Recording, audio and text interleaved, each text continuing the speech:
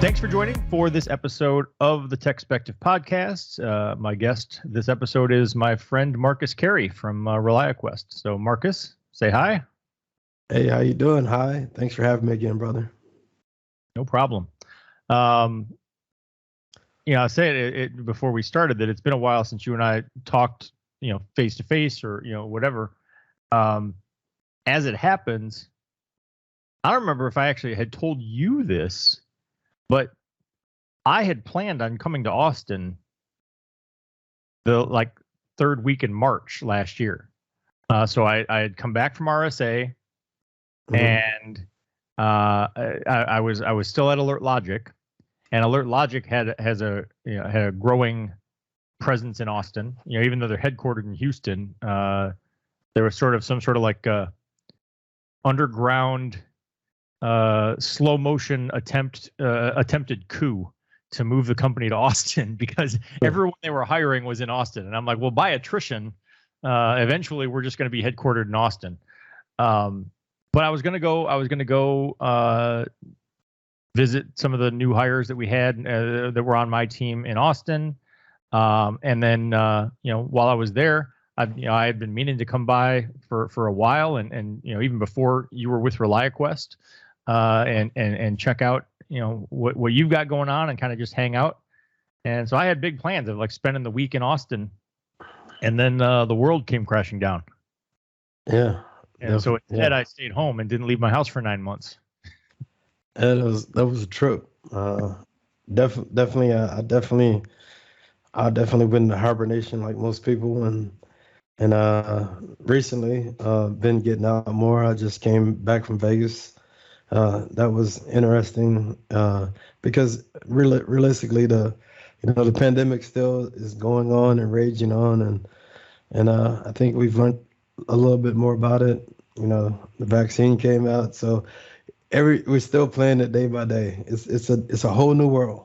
Well, that part is strange. So I was planning on being at Black Hat at one point. I really wanted to go. I got vaccinated. I felt like things were getting better. My company that my day job, was planning on being there, and they ended up, deciding not to go. They heard that the in-person turnout was lower than what they expected, and they decided they didn't want to invest the money. But it was right after that, or kind of right around the same time, that I started looking and saying, yeah, things are kind of getting out of hand again. And you and I are in Texas, which is kind of we're second. So Florida's the huge problem. Then there's Texas, but Vegas is up there on the list. In terms of they have a low rate of vaccination, they had a high rate of cases per capita. And so I decided that I didn't want to be there this time. I mean, I would love to. I would love to go to a security conference again, and I've got my fingers crossed that the world can get its shit together before RSA. But we shall see, because my wife and I were talking. My daughter was just in Florida for a dance intensive for 5 weeks, and when they left for Florida, middle of June, third week in June, that we were still very much in the, hey, things are kind of getting better, and it's and we're all vaccinated. So we had just started kind of being okay, sitting at a restaurant and eating, or not feeling like we, militantly had to wear a mask everywhere we went. We were like, oh, things are kind of okay.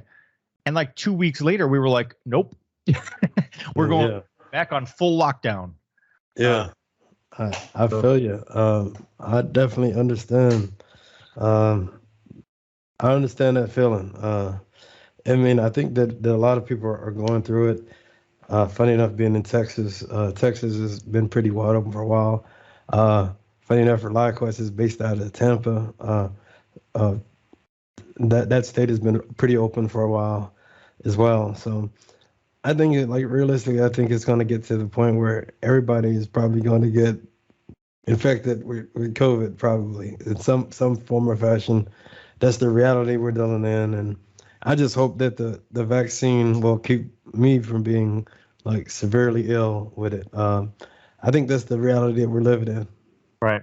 No, and it does seem to be the case. My wife stays on top of that way more than I do. So, she's my source of information, and but it all the stuff I've seen from the CDC or even from state governments or like the Montgomery County health department and stuff around here have said that at least from June on, 99% of the people who are being hospitalized and 99% of the people who are having severe consequences and or death are unvaccinated.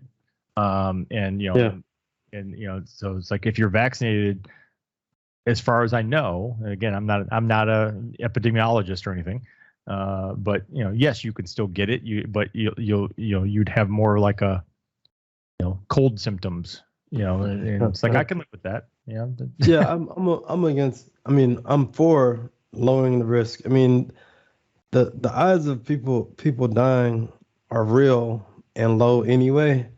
And I just like any other preventative measure. It's like defense in depth, where we talk about it all the time in cybersecurity. If I can get the vaccine and it lowers my odds more, and if I can do anything, if I can wear a mask, maybe that lowers the odds. Right. I want to stack the deck against me being here for my family. That's it. Makes sense to me. Honestly, it makes sense. Like, even with all of the stuff that's going on with like the people who are so militantly like, you can't make me wear a mask. I'm kind of like, I'm not saying the mask is absolutely going to save me, but it can't hurt. I mean, just stacking the deck. I'm laughing because when I was in the military, we had to get all the vaccines. We had to wear a mask, mop gear, and we got gassed in boot camp. You know what I'm saying? Like, tear gas and whatnot. But it still was like you get those experiences in the military, and then like it's kind of funny to me that like, man, this is not that bad. We actually, so I was in the Air Force, and I heard of that. Like, I heard that was a thing that they did. Was they had a chamber and they'd have you go in there and don your chemical warfare gear and all that. And I don't remember if that was something that the Air Force just stopped doing entirely, or if there was an issue, like like maybe the facility was broken or whatever. But I did not do that. I did not get that experience. I did get to experience how quickly can you put on your chemical warfare gear when you think there's an actual attack coming. During a storm. So I do know how to put it on very quickly. That was funny because I think the lesson learned was, you're breathing and this works. This actually works. And then when you take your mask off, you see the difference. So that was the lesson. And so, hey, cool. I mean, that's what I roll with. Yep. Makes sense. So let's shift gears then. So we'll shift gears a little to Black Hat. So you were just at Black Hat. Yeah. So I have a two-part question. Number one is just sort of like, what was your like primary message, or like what were you sharing with people as ReliaQuest while you were in at Black Hat? And number two is just, as someone who's been to previous Black Hats and RSAs, what was your sense in terms of audience numbers or just the event in general, like under these conditions? Yeah, so I did Black Cat and DEFCON. It was quite interesting. Black Hat was definitely a lower attendance compared to anyone I've ever seen. I would compare it to a nice size B-sides, but the companies that were there had the big booths. So it was big booths, but it was the number of participants was significantly lower, and that's pretty much. It was like having a B-sides at a big venue. That's what it felt like. And the companies that were there, like some companies that they had the same old big booths, but there was a significantly lower. I mean, we were only on one floor pretty much, and that floor was probably like a quarter of the size of the vendor presence, if even lower. It could have been lower. The attendance was lower too. But DEFCON, actually, the attendance blew my mind. It was quite high. Really? I was actually, it blew my mind. It was a lot of people at DEFCON. It felt like it felt like DEFCON. It was lower amounts of people, but there was a lot of people there to me, thousands of people. So I mean, I did attend, like I did the day one and day two keynotes virtually, and I did attend a few sessions virtually for Black Hat. And I mean, I felt like, so both of the keynotes, their keynote presenter wasn't there. They did virtual keynotes, but I thought they did both of them pretty well. I thought the way they handled it and the way Jeff Moss came out, kind of did a little intro. They kicked off the virtual keynote, and then came back for a live Q&A, virtually. I mean, as far as trying to conduct a hybrid event, I'll give them some kudos. I think they did as well as could be expected under the circumstances. I think that I kind of like wonder in my head what the new normal is, because these events are definitely a part of our industry and a part of any industry. It's the way you learn and the way you grow, and I kind of just wonder.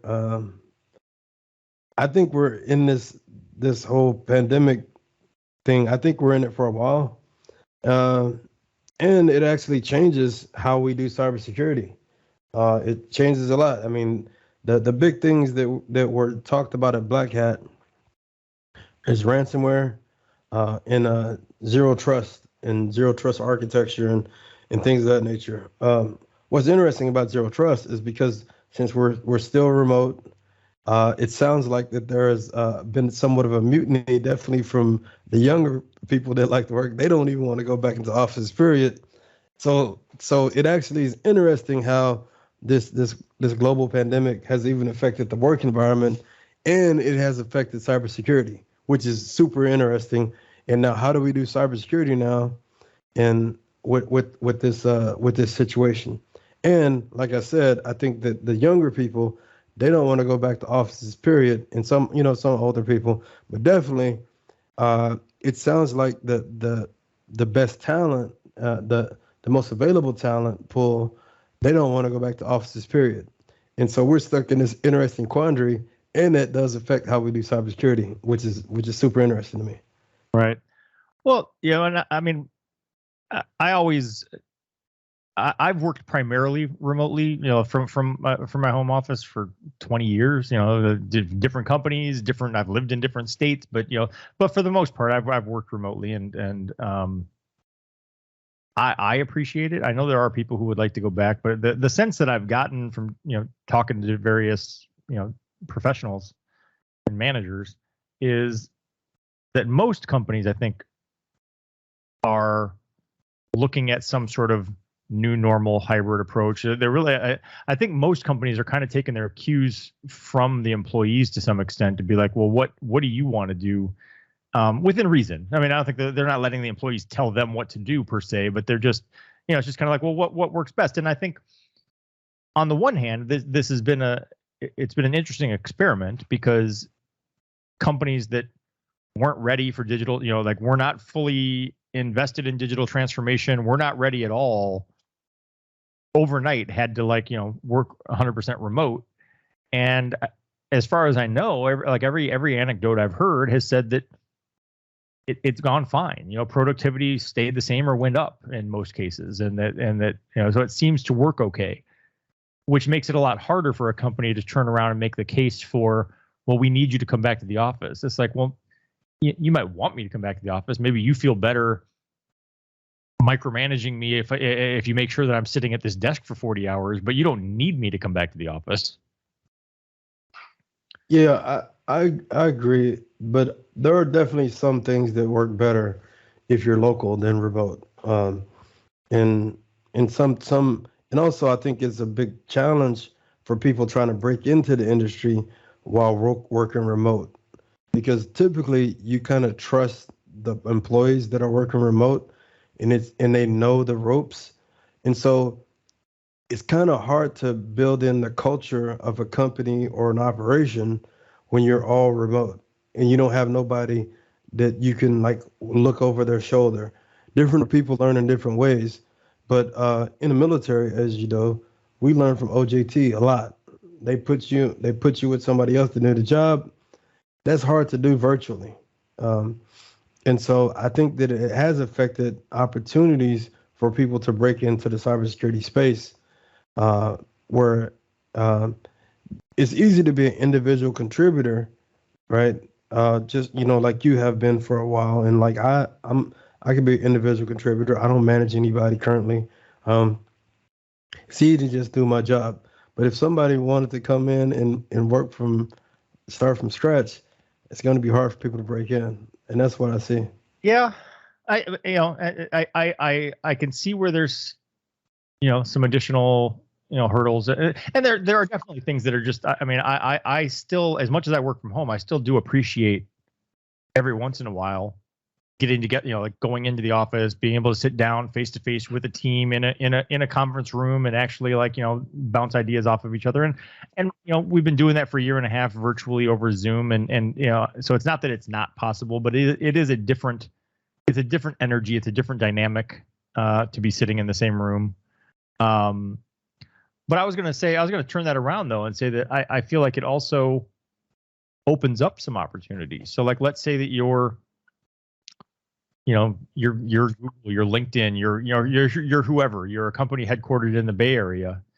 And traditionally that means you've limited your hiring pool to whoever's available in the Bay Area. Well, if you remove that barrier and you say, okay, well, we're just going to be 100% remote.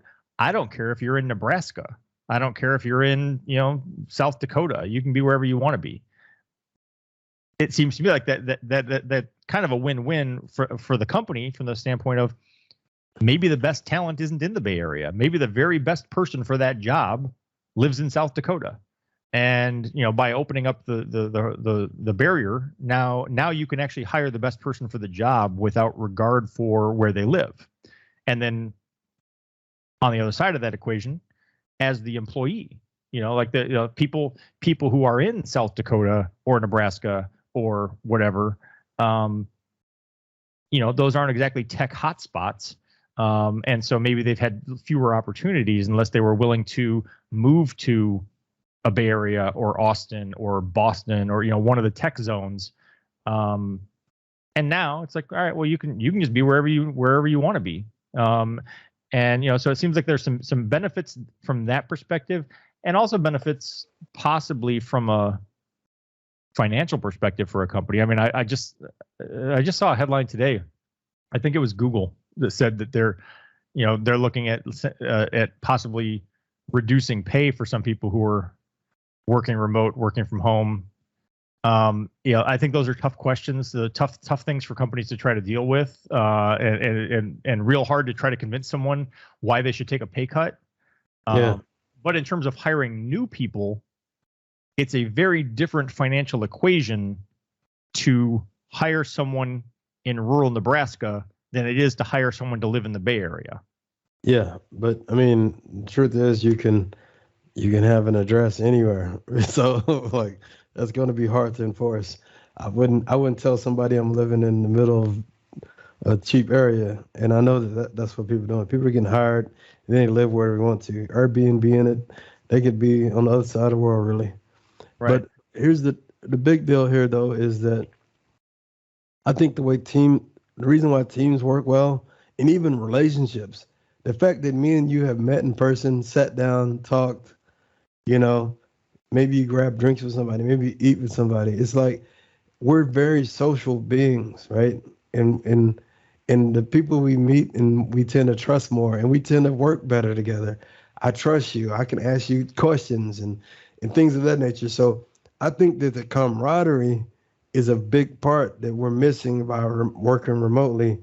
And how do you kind of fix that? People are trying to be, we've had virtual happy hours with our team and things of that nature. But I think the big part of working effectively, definitely in cybersecurity, is being able to have that smooth communications, those relationships, somebody to teach you, to mentor you. And that stuff's pretty hard to do virtually. Well, so one of the things you and I talked about right before we started, we've talked about it before, but I had said that you, as you pointed out, you have on the wall behind you the Tribe of Hackers book. So you were one of the people that drove the Tribe of Hackers books, which for anyone who doesn't know, great books, you should check them out. But it's not a book that, like, Marcus didn't sit down and write the book. He got insights from various experts across the industry, diverse views and opinions, and asked people the same set of questions. And I found it hugely interesting and very valuable to see, people that I know, people that I've met at RSAs and Black Hats, people that I've worked with in various capacities, to kind of learn a little bit more about, how they came up and how and what the career path was, and to try to and basically what you kind of find out is there isn't necessarily one. Hell, if people knew how I got where I'm at, like it would blow their minds, because there's no direct path at all. Like I got out of high school, I went to college ostensibly for political science for like a semester and a half. I got bored and joined the Air Force. I got out of the Air Force and went into sales, doing direct mail sales for my dad's money mailer franchise. And I got out of that and went into IT. Like there's no connecting the dots. There's no theme that runs through that. I literally just did 180-degree shifts back and forth, and then landed here. Love it. I think you're right. I think that if the common thread that people have, I call it superpowers. You kind of have your superpower when you were young. Maybe you're good at math. Maybe you were quick to pick up programming. Maybe there's a lot of different traits that everybody has, and I can tell. It is funny that you say you were good at sales. You're very good at talking. You talk. You know what I'm saying? You're great with words. That's why you're good at what you're doing now. I mean, as far as hosting these podcasts and things of that nature. So I just encourage people, whatever you're doing, try to see how that relates to what we do in cybersecurity. And sometimes you don't have to necessarily be a technical person. You could do technical sales. You could do sales engineering. You could do marketing, because we need all that in cybersecurity to be effective. And so and that's when I try to help people get into cybersecurity, I try to say, hey, look, just find the most common related thing on what you're doing. For instance, if you're doing IT help desk, that's a great opportunity to get into a SOC. If you're doing web application programming, that's a good opportunity to be a web application pen tester. And so you got to take like the closest thing you are to the roles that we have in cybersecurity, and then you can maybe make that transition. Yeah. Well, one of the things, so I've got 7 kids, two of which are now graduated, but they're various stages of college. You got 7 kids? Yes. Wow. I got 4. I thought I had a lot. But various stages of college and trying to figure stuff out. And, and one of the points I've made to my kids over the years is there are certain things, doctor, lawyer, engineer, where there's a very specific degree path or very specific requirements. You must do that thing to have that job. Yep. Pretty much every other degree is essentially some version of a liberal arts degree. Like, it doesn't really matter. It doesn't, like, yes, you could go into that, you could become a teacher of that thing. I mean, I'm not saying that people don't get degrees and go on to work in that industry, but the vast majority of people get a degree in whatever the hell and just go get a job. And I mean, I was literally I had lunch with my son a few weeks ago, and I said, we think in terms of specific jobs. You think in terms of, do I want to be a doctor, a lawyer, an engineer? And when you think of companies to work for, you tend to think, oh, well, and I mean, from a tech perspective, I'm like, well, Microsoft, Google, Apple, Amazon, there's certain names that come up. But I said, but if you just drive down this street where we were out in Cypress, Texas, I'm like, There's 100 companies right here that you've never heard of. And there's 1,000 people who show up every day to work here doing jobs you've never heard of. and then nobody when they were in fifth grade and they said, what do you want to be when you grow up? That job was not anyone's answer. And yet somebody has to do that job. And so, all that's a very long-winded way to say that, in my opinion, the vast majority of adults are in careers that don't necessarily have a direct career path. There is no like prescribed way to get there. You just kind of figure it out and you end up there. And for some people that works out great. You serendipitously wind up in something that works well. I would use myself as an example. You serendipitously land somewhere and you say, hey, you know what? This works. And then there's a lot of people who just show up every day for 20 years, 30 years, and they go, I don't have any idea how I got here, and I hate this job, but it pays. I mean, God bless them, man, to be able to do that. I mean, and many people do it because they're family and all that stuff. I'm super fortunate. I tell people, when I watch war games, this is facts. I watch war games, and I knew from that moment, I might have been 8 or whatever when it came out.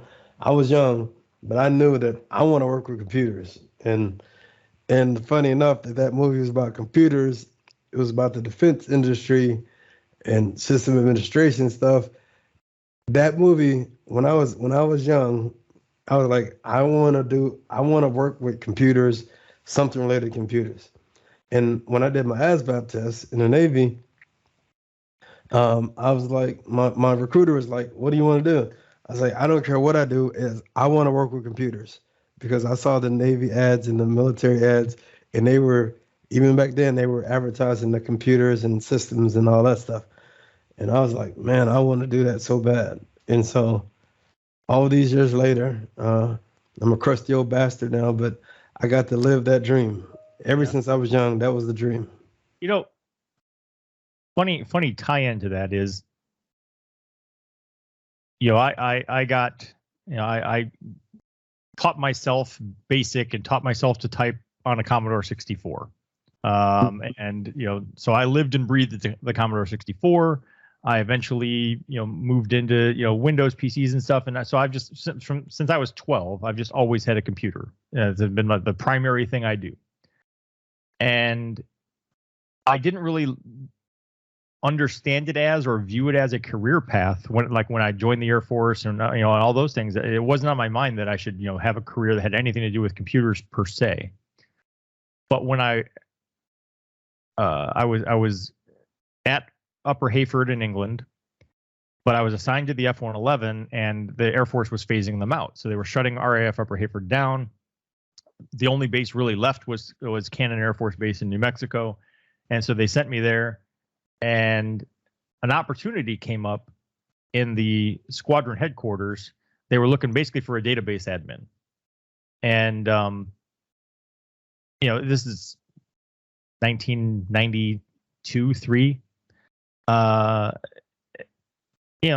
there weren't that many people who even knew what that was or were qualified to be that thing. I'm not sure they even really knew what they were looking for. They were like, well, we've got this data, we've got this computer, we need someone to put it together. And I volunteered for that, and I basically got the job, and then someone else in my command chain shut it down. They were like, no, we don't want to lose Tony from what he's doing here.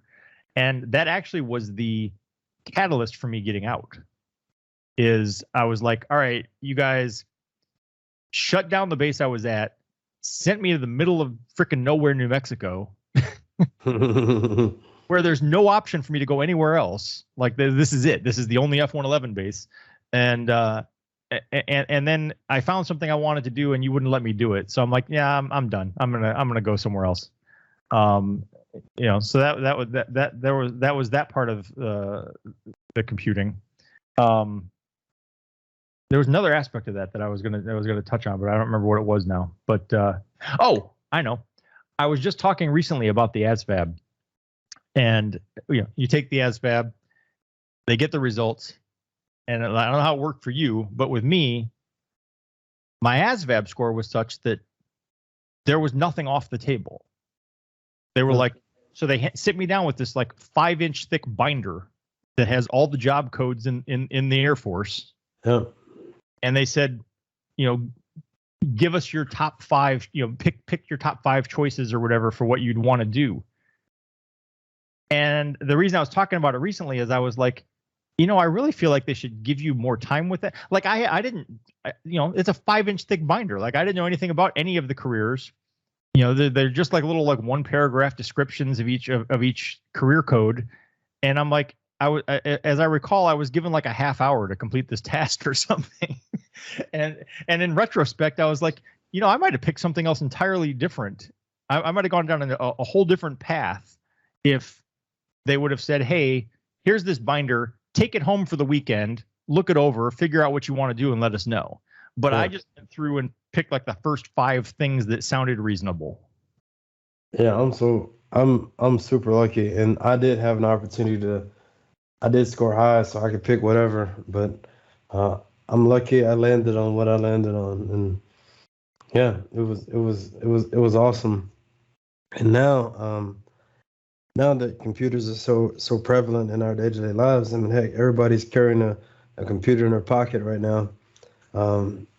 I just hopefully I can help as many people get into tech and cybersecurity as I can. So that's kind of like my thing now. Well, right. It very much is your thing, and anyone who follows you on Twitter would see that it's your thing. I think you're one of the most of the cybersecurity people that I follow. I would say you are one of the most, if not the most, sort of altruistic and philanthropic in that respect. Appreciate that. Thanks. Because and there's a lot of people who are curmudgeons, and there's a lot of people who are. I will say this. I think I see less of this now, but 10 years ago, I felt like there was a lot of like, you're not wanted here. Like a lot of security professionals are, and there's this whole like hazing aspect of, well, if you're not on the inner circle, then we're not gonna let you into the inner circle. And it's like, well, how are you supposed to get in then? And I do see less of that now. I think people are a little bit more inviting, but you still stand out on Twitter as someone who people come to, and you're always sharing things about, hey, let's help this person find an opportunity, which I think is awesome. One thing I would so to tie this back to what we were just talking about, that there isn't necessarily a direct path. You could have gone to college for, Renaissance literature, or maybe you didn't go to college at all. There isn't a path. There isn't a right answer. And the thing is, I believe that because that's the path I followed. You believe that, but like, what is your sense for where companies are? Like, because I feel like getting in the door with companies is hard because the people who make the job descriptions and filter the resumes are still like, well, no, we're looking for you need to have a 4-year degree, you need to have this certification, and I mean, the standard crazy stuff of, there could be a programming language that just came out last year in a job description that says you need to have 5 years of experience in this programming language, and it's like, all right, well, that's not possible. Yeah, so I think that definitely there's definitely a problem with some of the archaic things. I think sometimes in many fields, if you went through something, a lot of people, if they're hiring, they feel that they have to meet that same standard of whether it be traditional education or certifications or anything like that. But if you give I think we have to be better evaluations of talent. I'm glad we talked about the ASVAB a little bit, because that was an aptitude test to see if you could be good at it. I think the closest thing to that in tech right now is certifications. And there's some harder to get certifications. I know the OSCP is something that a lot of people talk about as like a standard of technical acumen. There's other ones that the government has sanctioned, CSSP, Security Plus, things like that.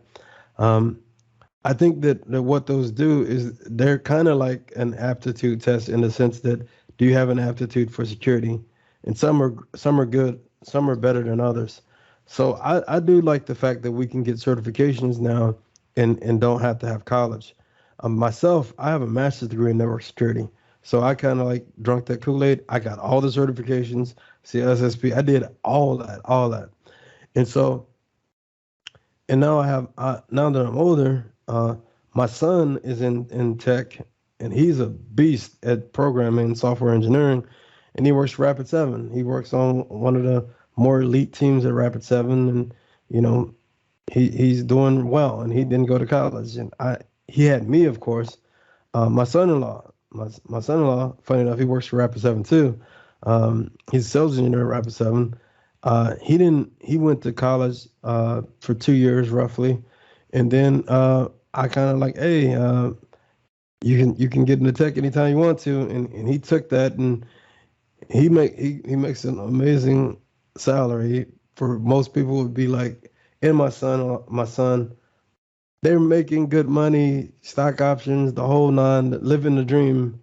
Um, and they don't have my son-in-law has certs. My my son doesn't have any certifications whatsoever. Self-taught developer, programming. He can program any language there is. So I just want to encourage people that, like you said, there's no traditional way to get to that level. And one of the most amazing things, when my son was coming up through the ranks, there was somebody working. My son was an intern, and they had an intern working, and the intern was like a junior at Harvard or something, like MIT or something like that, right? Some big name school. And my son was 16 years old in high school, and one of the managers was like, your son is better at coding and developing than that MIT student is. And so I'm like, wow, that's crazy. And I think some people, you mentioned those brands, right? How people talk about Apple and Google and all that stuff. And like I tell people, your brand is yourself. You're the brand. You can actually go work at a Google. You can go work at a Salesforce. You can go work at all these companies, but you're making that brand look good. It's not the other way around. I know people that worked at IBM and Google and all these other stuff, and I was like, man, that person, they might have been good on the interview or did the programming questions right, but when it comes down to it, those brands don't intrinsically make you better at what you do. I worked at NSA. That doesn't make me smart or anything like that, because I know a bunch of idiots at NSA. You know what I'm saying?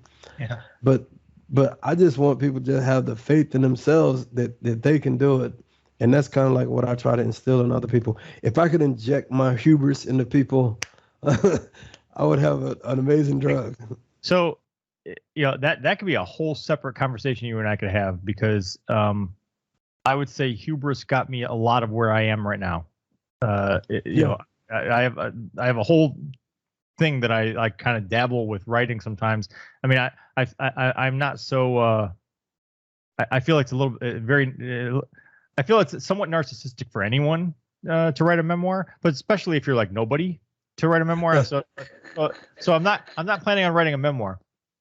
But when I look back, there are so many instances. So I'll give you a couple. When I got to tech school in Denver, when I was in the Air Force, I got out of boot camp. I went to tech school in Denver. I became one of the student leaders, so the ropes. I had the braided rope on my sleeve, and I was in charge of marching us to and from class each day. Yeah. But I was like one of the most junior student leaders there. And the squadron captain came up to me one day and he said, "Hey, who's the best marcher here?"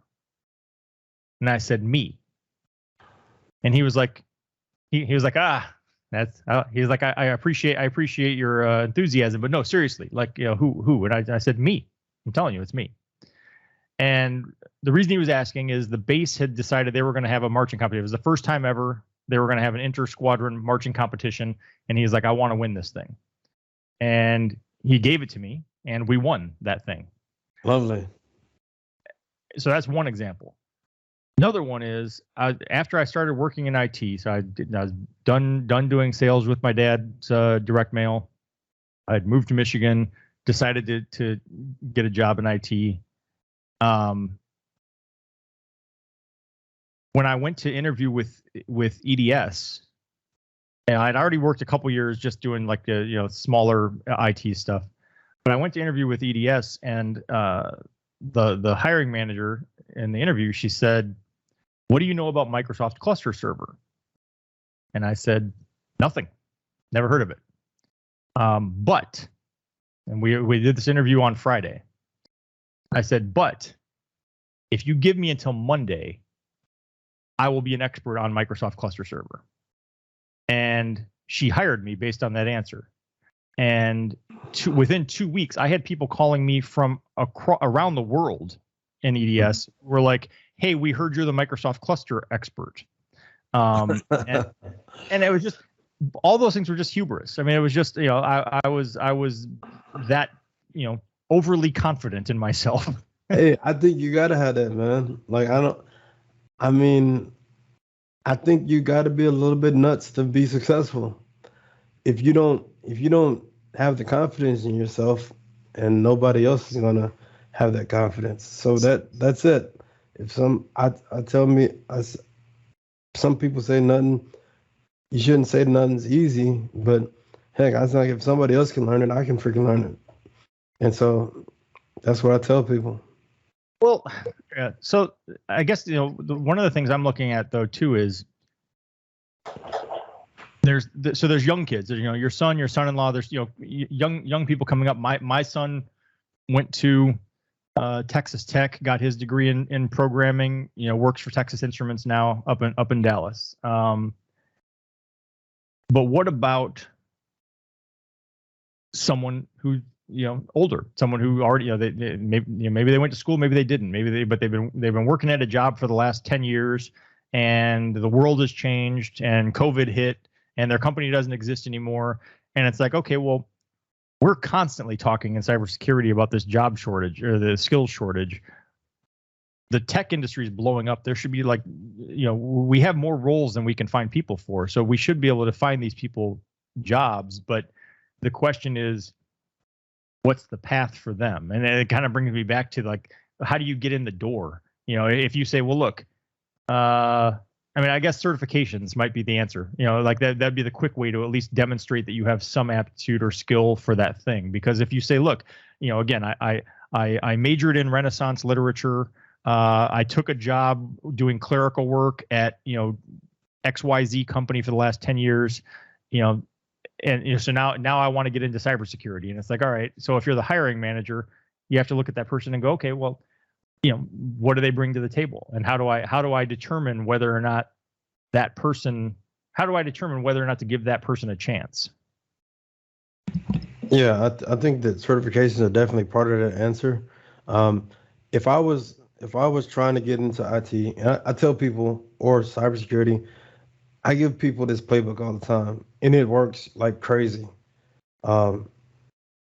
There's like not even like a week that goes by where I'm not helping people with this stuff. And I've got people their first jobs all the time. So what I tell people to do is try to find the thing that they want to do, and try to, you don't have to have a direct mentor either. Sometimes you can actually just follow somebody like me on Twitter, or follow many of the awesome people. I tell people to just grab one of these Tribal Hackers book and just follow people in that, right? You just like the most of them on Twitter, right? Follow them and see what they're doing. And if something, you have an interest in something, go look at the job recs that these companies put out. And most of the time, the job rec will actually tell you everything that's expected of you to do that position. And then from there, you can reverse engineer it. Like, for instance, if you want to be a SOC analyst, many times they say a SIM. You need to know what a SIM is. You can go right now, go get a free Splunk Cloud account, a 30-day trial, and you can get free Splunk training, right? If it says on there, must know TCP/IP, start reading on TCP/IP. Go get Wireshark and try to do some packet captures. There's a lot of free training on that. If it's programming, you can go to something like, I use Udemy. I'm a Udemy. There's several different people that do stuff like Udemy. $10 courses to learn how to do something. $10, bro. Like only thing you need is $10 and the opportunity to do that stuff. Um, and and you can go on YouTube University, baby. There's tons of you can learn anything pretty much in this world on YouTube. I want to build me a off the grid cabin one day. So what I do, I just watch a bunch of off the grid cabin stuff. Solar, how do you do that? How do you do your Right. you can learn anything that this is the best time ever in the history of humanity to pretty much learn anything you want to do. And like I said, take the rec, just eat content, eat, sleep, and breathe the content on there. Get free software that you can use like Wireshark. Go sign up for Splunk Cloud. Go do all these different things and get a certification. This is probably like a 6-month process. I think within 6 months, anybody can be killing it. That's my. Yeah, I was gonna say I was gonna add on say Stanford and I believe MIT as well have like all of their courses online. So like you're not going to get a degree out of it. No one's going to give you college credit for it. But in terms of actual learning and education, it's there. You can go learn anything you want. Yep. And the proof is like certifications is a proof. Also, GitHub. If you're trying to code, put your code up on GitHub. Blog about cybersecurity. If you're taking Splunk, do a quick guide saying like, oh, this is my experience on Splunk. And I tell you what, if you take those recs and you're able to have some kind of proof that you understand the content, one of the things I did at the beginning of the pandemic was I actually taught 2 nights a week for like 3 months, and I called it quarantine sec or something like that, and I taught hundreds of people cybersecurity. And one of the things I had them do at the end is I helped them do their resume, and I encouraged everyone to record a video of them teaching a topic that they learned from me or something else. So that's it. So how do you display mastery that you know what you're doing? And that's blogging, making a YouTube videos, and trying to teach other people. So trying to teach people stuff. And even like preparing for a podcast. If you want to do a security podcast from nothing, interview experts. Because what happens is once you start talking to people and trying to ask intelligent questions and teaching the subject matter, you're going to get way better at what you do. So don't worry about looking like you're an idiot or anything like that. Just start from where you're at now. And you'll be able to build. You can build on it. It's like a snowball effect. Right. The other thing I would say, and this kind of goes back to my story about EDS and the Microsoft cluster server thing, is that was when I realized the line between novice or amateur and expert is very thin in a lot of cases. Like I agree. What it takes to be seen as an expert is just knowing like one more thing that the other guy doesn't know. Everybody's an expert at something. You know something about something that I have no clue about. And I also tell people whatever you know is valuable. So many people take stuff for granted. It's crazy. I mean, for instance, if I had a like Square Business, if I had a video production background or something like that, I would make videos related to cybersecurity if that's the field I wanted to get into, because you have all the production down. You just fill in that little blank of the other thing. And a lot of people are able to come up like that. I know there's cybersecurity reporters that have never worked IT in their life that are keynoting conferences. Like, do we discredit them because they're a reporter? No, that person has been doing tons of research. They have a really unique perspective on the space. But they came in because they were doing some reporting somewhere, and they got assigned to be, you're gonna cover cybersecurity now. So what do they have to do? They have to learn, and they have to be able to produce the content.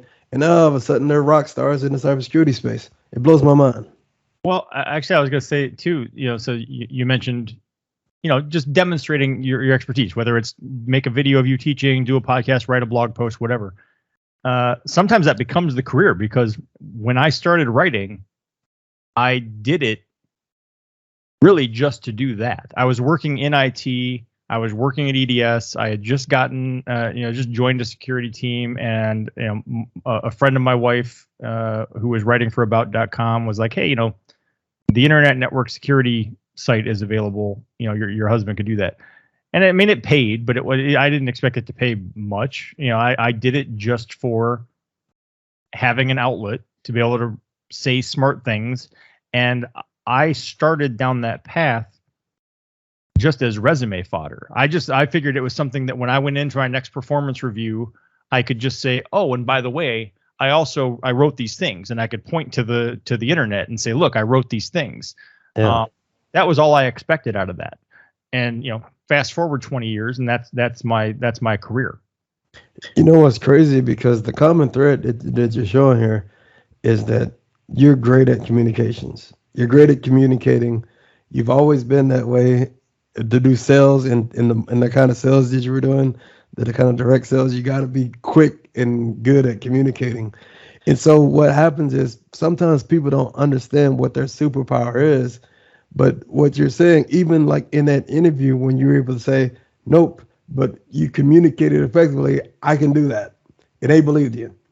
So that's and now you're doing what you do now, and you wrote all this stuff, but you're great. Your superpower is communications.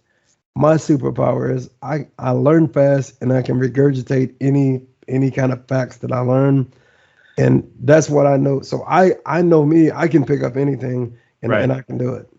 But that's what I encourage people to do. Like, what is your superpower? And it doesn't matter what you're doing in life. If you can leverage that security, that you can leverage that for whatever you want to. And that's what I try to help people do. For instance, my son said he wanted to be a video game developer. And a lot of kids say that, right? And so what I did when he was 15, I bought him an iOS book, and we both learned Objective-C together, me and my son at 15. And my son put like 5-6 games in an Apple store. So my son he developed the back end. I'm pretty artistic. I did the front end. But he actually wrote all the back end code in Objective-C. So his superpower was learning how to do a language and writing it. And now that's with him to this day. My son-in-law, ever since I've known him since he was in high school, he was always selling. He always liked selling. He worked at the Nike store. He worked at JCPenney's. He worked at all these places, and he was always hands-on. And then he started working for, I think Comcast or something like that, doing, he was actually doing the cancellations where they would call in complaining, they pissed, and he would upsell them a different package. I was like, "Dude, you've been doing sales all this long. You should try to get into technical sales." So I was like, "Here's what you need to study." Right. Now he's a sales engineer. So identify that thread, or get with somebody that can help you understand what that superpower is, what you're really good at, and then you can turn that into IT or cybersecurity careers. And that's kind of like what I help people do all the time. That makes sense. It does. I mean, it makes sense to me, and I think hopefully some people hear this and share it with others, because I think there are probably a lot of people out there who would be a huge benefit and provide tremendous value to the tech and cybersecurity space, if given the chance, who just don't realize that the chance exists. So hopefully we can kind of help spread that word. So I want to kind of wind things down, but I'm gonna put a plug in. On Twitter, it's at Marcus J. Carey. So make sure you follow Marcus. And as he has said throughout the podcast, I mean, he's out there, he's helping, he's offering advice and guidance all the time. I mean, I'm looking at your little Twitter bio where your lead trait is hope dealer. So So you got that going for you. So I really want to thank you for taking the time to chat. It's been too long, and who knows with the way things are going right now, but eventually I'm going to get over to Austin. That's awesome. And I just have to ask you on camera, what are you drinking back there? What's that in the bottle? That is actually it's Bullet. All right, cool. Do I have Bullet up there? I got a pretty nice collection too. So whenever you come to Austin, I got you, bro. All right, sounds like a plan. All right, man. Take care. Thank you. Thanks. I appreciate you investing your time to listen to the podcast, but I also invite you to engage on social media. Please go like our Facebook page and follow at TechSpective on Twitter and Instagram. You can feel free to let me know what you like, let me know what you don't like, let me know if you love it, let me know if it sucks, and let me know what products you'd like to see reviewed or what questions you'd like to see answered in future posts.